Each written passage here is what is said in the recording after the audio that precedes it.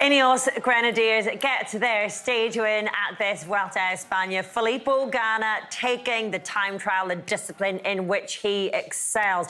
Not necessarily a surprise for him to win it, Adam, but that was a phenomenal ride, wasn't it? Unbelievable. I mean, he's been sat in that hot seat for about 5 hours. The fire seat by now. Yeah, I mean, all the rides that came through, we could see how fast he was. We were waiting for those final ones to come through just to see that benchmark, how long it would last for, but it was just that final section for Ganna. He was the quickest all the way through, but that final section with the tailwind and all the way down to the finish completely flat, he just really opened up that gap massively on everyone. It was an unbelievable performance by him, but kind of expected, I think, in the most respectful kind of way. You know, he's not riding GC, he's not going super deep every day, so he'll have been concentrated on this beforehand, the rest day yesterday, the day before, just making sure he did everything right. But yeah, still an exceptional performance from Filippo Ganna. We are talking about Filippo Ganna because, of course, he is the stage winner, but all the shots lingering on this man, Sepp Kuss, because we had said before today, Sepp Kuss had said before today, that he's never gone all in for a time trial.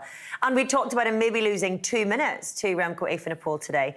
When you take those calculations into account, he was, what was he, 112? Yeah, behind Remco Evenepoel. That was some ride by Sepp Kuss. I underestimated Sepp Kuss, you know, I admit that straight first and foremost. I think this morning he would have been quite happy with 90 seconds to 2 minutes behind Evenepoel. So to finish 112 behind him and still be leading Remco Evenepoel by over a minute. I know the gap to Soudal has come down a little bit, but he definitely would have taken that and signed on the dotted line for that this morning. So he can be extremely pleased with his performance today. So I think he overperformed in my estimations. Jonas Vingegaard underperformed. Ganna, what you'd expect, really. I think Evenepoel probably underperformed slightly versus what he would have expected on the day. And going back to Ganna, he would have known at the finish line that he did a good performance from the numbers, from the way he executed the corners, the strategy, etc. But what he didn't know and couldn't know is how good, bad or indifferent Remco Evenepoel was going to be on the day. And so, yeah, a comfortable win for the Italian champion in the end. We'll go through all of the breakdown as to who performed well, badly and where they all sit in GC in a moment, Adam. But this was a beautiful performance. And Filippo Ganna, when he was sitting in that hot seat, said he changed his bike setup just this morning. Yeah, I mean, I'm going to say it's not surprising, but it's just these little adjustments halfway through Grand Tour, the rest day yesterday. He might have just dropped something ever so slightly, being with his tailwind, trying to get a little bit more aero, maybe just, you know, just adjusting the bars a millimetre or two, just to really try and get that down, his position down, coming into that final stretch with the tailwind. But the man can be confident ahead of a time trial. He knows he's good at them. And I think just nailing everything, as you said, with the strategy and everything down to the T, it looks like they did that, because that was one heck of a performance by him.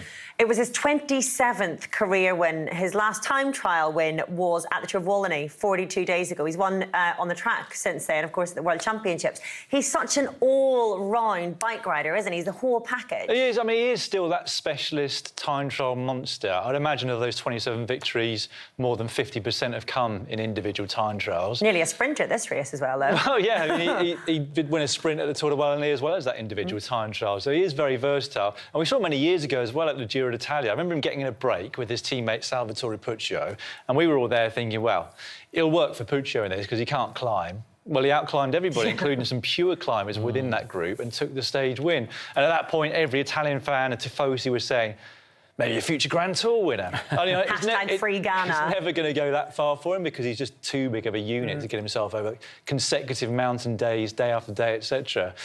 But he's still one of, if not the best time trialist in the world. I mean, obviously, he lost out to Remco Evenepoel in Glasgow at the World Championships, but he's always there or thereabouts. Like, if Filippo Ganna starts a time trial, he's going to be either the favourite or the second favourite.